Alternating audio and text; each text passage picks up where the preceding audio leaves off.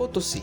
Na atualidade, é a cidade capital do departamento de mesmo nome, na Bolívia. Tal cidade, em certos casos, é ignorada nas aulas de história na escola, mas que na era colonial teve um papel de grande relevância. Uma relevância tão grande que às vezes chega a ser difícil de mensurar. Devido à sua riqueza mineral, Potosí chegou a ser uma das maiores cidades da América do Sul. Para se ter uma ideia, a quantidade de prata extraída foi tão grande que chegou a gerar um processo inflacionário na Ásia e na Europa. E mesmo depois de séculos de exploração, ainda se é extraída muita riqueza das minas de Potosí até hoje, tendo grande importância na história e na economia boliviana.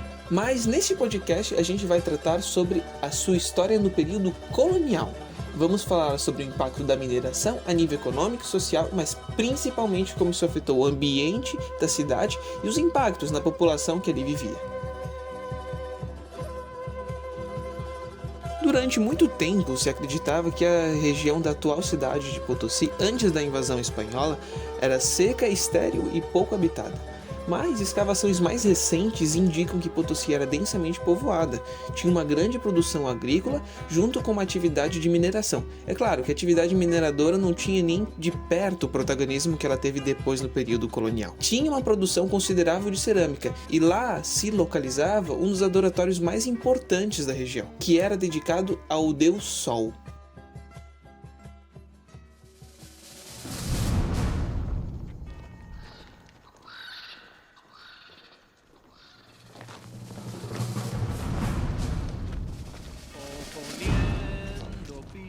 A caballos, enfrentando arcabuces a piqueros, con el alma unida por el mismo clero, que la sangre corra protegiendo el reino, aspa de Borgoña, flameando al viento, hijos de Santiago, grandes son los tercios, escuadrón de picas, blancos a cubierto, solo es libre el hombre que no tiene.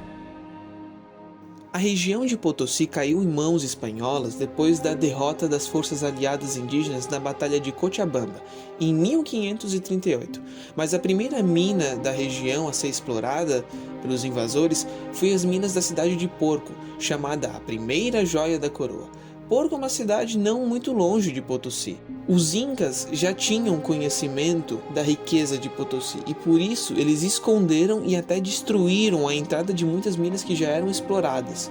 Mas mesmo assim, em 1545, chegou ao conhecimento dos espanhóis a riqueza que estava contida no Cerro Rico de Potosí.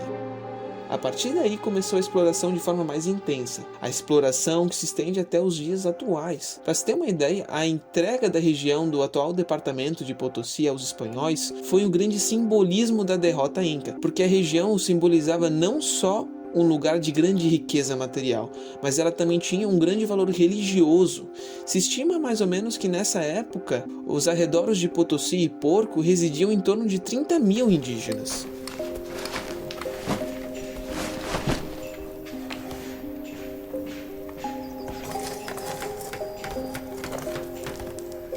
Em 1548 foram construídas as primeiras igrejas, Anunciación, posteriormente conhecida como San Lorenzo, e Santa Bárbara. Em 1555 foi fundado um hospital para atender os espanhóis e aos indígenas, doentes e feridos devido ao trabalho das minas. Mas foi só em 1559 que Potosí recebeu o título de Vila Imperial. A cidade foi separada em dois, com a região da Praça Central sendo habitada pelos espanhóis, enquanto os indígenas ficavam mais à margem da cidade, perto da grande montanha chamada o Cerro Rico de Potosí, onde se concentrava a atividade mineradora. Mas a divisão não era muito rígida, já que se tem registros que muitos espanhóis e mestiços mais pobres viviam na parte indígena da cidade, e se sabe que alguns indígenas mais ricos viviam na parte espanhola da cidade.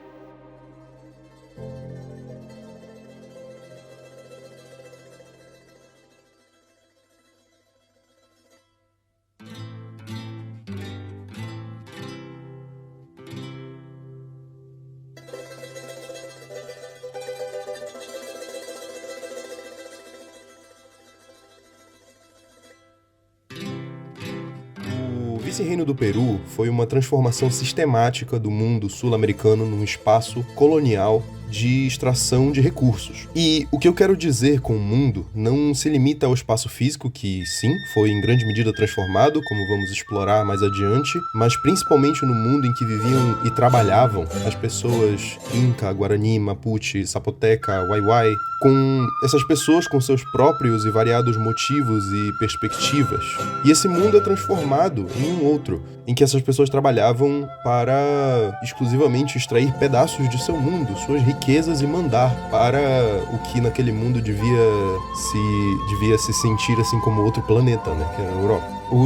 Os afrodescendentes escravizados foram postos em muito menor escala que os indígenas na mineração da América Espanhola. E assim também foi no Cerro Rico de Potosí. No primeiro momento, a Huayra, a mineração foi inclusive ministrada por técnicas e liderança tradicionais. Imagino que fosse vantajoso que os trabalhadores usassem métodos que conheciam para a extração do minério. Mas isso rapidamente mudou com a coroa espanhola percebendo a quantidade, a escala do minério presente no Cerro Rico. Logo, encomendeiros das regiões próximas começaram a mandar a mão de obra, entre aspas, para a extração no lugar. Um encomendeiro era alguém colono, era inclusive necessário provar a linhagem europeia para conseguir o título, que ficava responsável por uma comunidade indígena, por sua catequização e consequente morte da cultura dessa comunidade e podendo explorar a força de trabalho dessas pessoas. Era uma forma de escravidão. Afinal de contas, as pessoas que estavam lá estavam privadas de sua liberdade. Eles estavam sob a tutela do encomendeiro. Ou seja, o trabalhador mineiro de Potosí era indígena, em grande parte originário de outra região. Não de regiões muito longevas de Potosí, porque Potosí fica a 4.000 metros de altura do nível do mar. Ou seja, transportar em grande escala pessoas que são originárias de outras regiões mais baixas do continente acarretaria em problemas de saúde muito frequentes, que poderiam inclusive levar à morte dessas pessoas, que, claro, era algo que os colonos não queriam. Ou seja, ainda que fosse das proximidades de altitude, uma quantidade impressionante de pessoas. Esse trabalhador era deslocado para trabalhar lá por um período. Algumas estimativas dizem que era uma temporada, muito provavelmente era 1 ano ou 2, antes de ser mandado de volta para casa com um pagamento mísero nesse sistema que se chamava de mita. Uma prática que em Potosí se institucionalizou como em nenhum outro lugar da América Espanhola. É curioso notar que esse trabalhador levava muitas vezes as suas famílias, ou seja, era um fluxo humano muito grande. Isso também era vantajoso para os sistemas coloniais, porque ainda que as comunidades indígenas não necessariamente vivessem num modelo de família nuclear, como existia na Europa, mas eles eram deslocados dessa forma. Era um casal com seus filhos, o homem da família era mandado para as minas, só que Potosí era uma cidade e o mundo precisa girar. Não se pode fazer uma mina gigante, as pessoas precisam ter o que comer. Ou seja, era um transporte de uma família inteira, de uma transformação completa no seu modo de vida para o sustento daquela cidade, que veio a ser um núcleo urbano muito grande. E esse trabalhador, ele tinha uma rotina de trabalho, ainda que ela fosse muito abusiva. Legislação vinda da coroa do rei Toledo instituiu, ainda no século XVI, jornadas de trabalho fixas aos trabalhadores mitaios, sendo serviços de segunda a sábado, tendo salários fixos relativos à função desempenhada na mineração, não passando de R$3 salário, e ainda que essas jornadas de trabalho fossem muitas vezes violadas. Ainda que o mitaio trabalhasse de sol a sol e que quase todo o seu salário, coisa de 90%, fosse descontado na forma de variados impostos que ele precisava pagar, o trabalhador era muitas vezes, dessa forma, obrigado a ter uma dupla jornada de trabalho. Aquelas mesmas legislações toledanas determinaram que o período completo em que o mitaio ficaria em Potosí, que era determinado pelo encomendeiro, por ele responsável, era dividido em 3. O período completo era chamado de mita grossa e 1/3 desse período era chamado mita ordinária, que era o período em que o trabalhador deveria ficar nas minas. Muitos acabavam ficando mais para conseguir mais dinheiro na própria mina, e outros arranjavam outros empregos.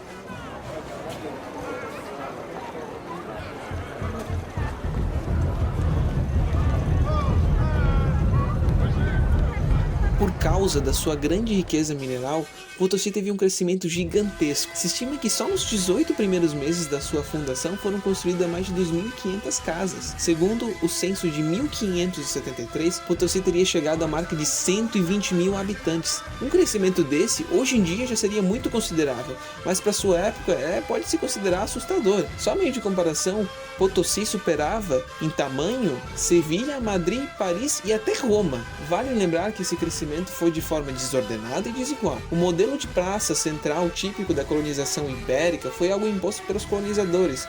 Esse processo de rearranjo da cidade foi violento e envolveu a demolição de várias casas e o deslocamento de inúmeras pessoas que ali já viviam. Na praça central foi organizado um grande mercado de metais, mas com vários outros produtos, como batatas, grãos, ervas, hortaliças, madeira, carnes, cana, açúcar, mel, vinhos, laticínios e com grande destaque a folha de coca, que era essencial para os trabalhadores das minas.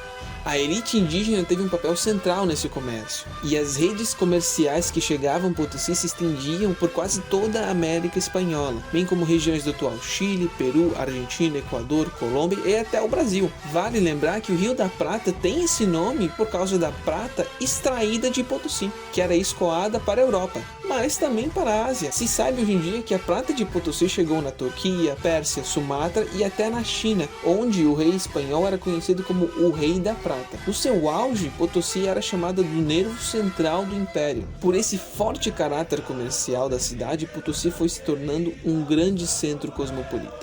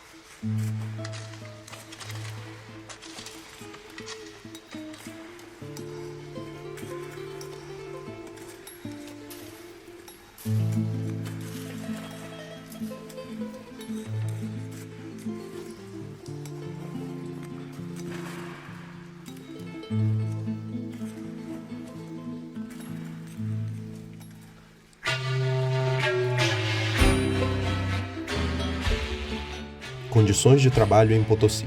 Imagine então que você tem que trabalhar de segunda a sexta, de sol a sol, para chegar o domingo, seu único dia de folga, e não poder nem tomar uma gelada, que vão dizer que você é vagabundo. Já dizia o García de Llanos: se quedan mucho más cansados y malinos de un día de borrachera de que dos de trabajo. Assim era a vida do mitaio.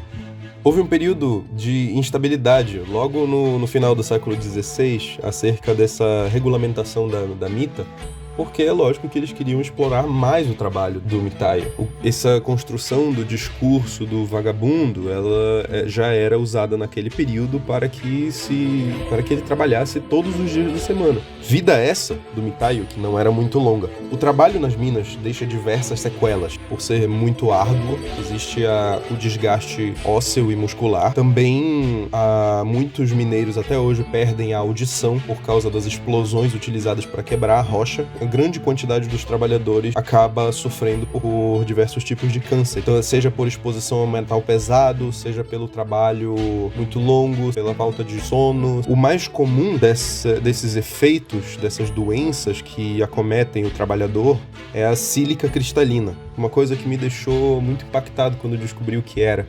Para fazer um cristal é um processo químico muito simples, você só precisa de água e um metal diluído. E os trabalhadores, ao quebrar a rocha para extraí-la, eles acabam respirando pó de sílica cristalina, que se acumula nos pulmões e se junta, formando cristais. O pulmão do trabalhador, ele não necrosa, ele não se fere, ele não cicatriza, ele vira pedra. Estou usando o termo presente porque isso não acontecia só com os trabalhadores mitaios. Isso acontece até hoje no Cerro Rico de Potosí. Existe um tipo de turismo em Potosí que as pessoas observam as condições de trabalho, muito frequentemente são as mesmas coloniais, que até hoje se desenvolvem naquela região. Hoje em dia, a expectativa de vida de um mineiro em Potosí é 40 anos. Na época, era bem mais baixa. Esse trabalhador, ele voltava para a Mita a cada 6 ou 7 anos. Ou seja, ele ia para lá, ficava 1 ou 2 anos trabalhando na mineração, voltava para a sua terra de origem e depois de 6 ou 7 anos ele voltava para a mineração. E todo esse processo, todo esse trabalho nas mais de 5.000 bocas do cerro tinha o objetivo de extrair não só a conhecida prata, usada de modo monetário, até hoje se refere em muitos lugares da América Latina ao dinheiro como plata, mas para a confecção de bijuterias e para usos medicinais, mas também se extrai do Cerro Rico de Potosí quartzo e estanho, ambos também para a confecção de joia. Quartzo para a confecção de móveis, para fazer casas, como uma pedra, e o estanho ele é utilizado para envolver outros metais e impedir que estes enferrujem.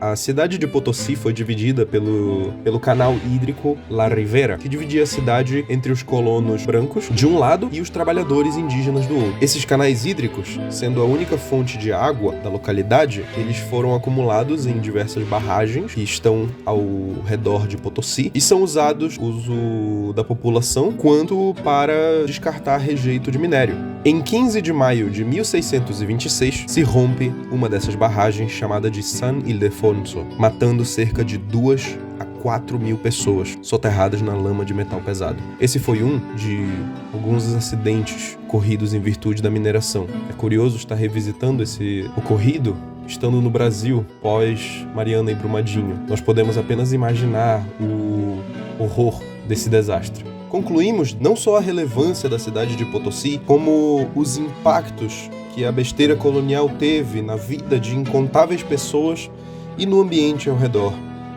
Potosí, que acredita-se que deriva seu nome de um mito inca, no qual a própria terra teria gritado para não ser explorada. Potosí, em quechua, significando grito, estrondo. Potosí, que hoje é uma paisagem ainda pobre, ainda que seja uma cidade enorme, ainda é um lugar onde a maioria das pessoas, para se sustentar, recorre à mineração e sofre das mesmas doenças que incontáveis pessoas desde o século XVI sofrem ali. Potosí, em que os canais e a água, e por consequência a vegetação e a natureza ao redor foram contaminadas por esse pedaço da terra ter sido retirado à força. Uma história que funciona muito bem como uma foto dos abusos coloniais e cidade cujo estudo pode nos beneficiar na medida em que nos ajuda a entender as dinâmicas que surgiram ali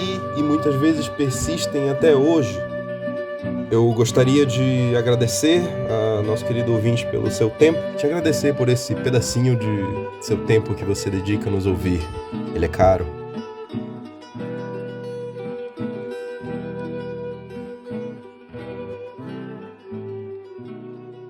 Este podcast foi produzido por estudantes do curso de História da UFSC para a disciplina de América Colonial. O público-alvo são estudantes do ensino médio. A bibliografia usada de fontes estará na descrição do podcast. Agradecemos quem chegou até aqui e esperamos que tenham gostado. Documentário não é filme de jovem não, aqui é um programa para jovem.